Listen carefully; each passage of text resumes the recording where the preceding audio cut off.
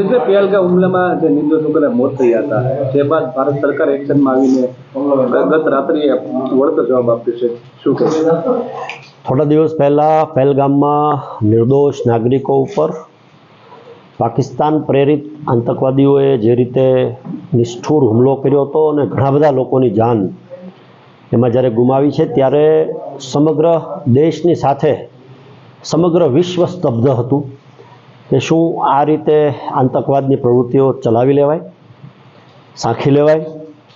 પણ સમગ્ર વિશ્વએ જ્યારે એક મંચ ઉપર આવી અને જે કોઈ કાર્યવાહી ભારત કરશે એનો સાથ સહકાર રહેશે એવી વાત હતી. એ મુજબ જંબાજ સેનાએ ગઈકાલે મોડી રાત્રે પાકિસ્તાન આતંકવાદી બેઝ કેમ્પ ઉપર કે જે એમના બેઝ કેમ્પો છે ત્યાં 9થી વધારે હુમલાઓ કરી અને ખૂબ ઝાઝા આતંકવાદીઓને જવાબી કાર્યવાહી કરી છે.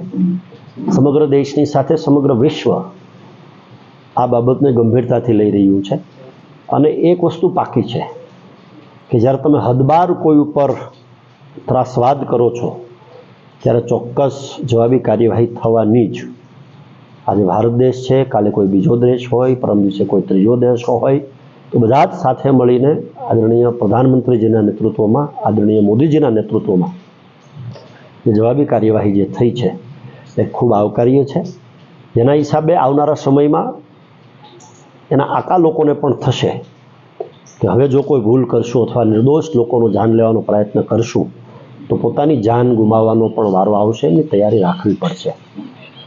સમગ્ર દેશની અંદર બધા જ લોકો ખૂબ ભાઈચારાથી રહે છે, ત્યારે આવી એકાદી ઘટના સમગ્ર દેશના જુદા જુદા ધર્મના લોકો, જુદા જુદા સંપ્રદાયના લોકો, જુદી જુદી કોમના લોકો એ બધાને સ્તબ્ધ કરે છે.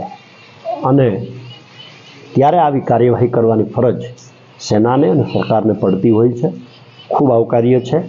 આશા રાખીએ, અપેક્ષા રાખે કે આવનારા સમયમાં આ જવાબથી, આ કાર્યવાહીથી આવા અસામાજિક તત્વો, આવા ત્રાસવાદીઓ અથવા તો એને પનાહ આપનારા લોકો ચેતે અને ભવિષ્યમાં ધ્યાન રાખે. અમરીશભાઈ, ઓપરેશન સિંદૂર નામ આપવામાં આવ્યું છે, એ હેઠળ કાર્યવાહી થઈ છે, એ બાબતે શું કહેવું છે? આપણા દેશમાં બધા જ લોકો સિંદૂર શબ્દથી, એમની પ્રક્રિયાથી અને શું સ્થિતિ છે એનાથી જાણકાર છે.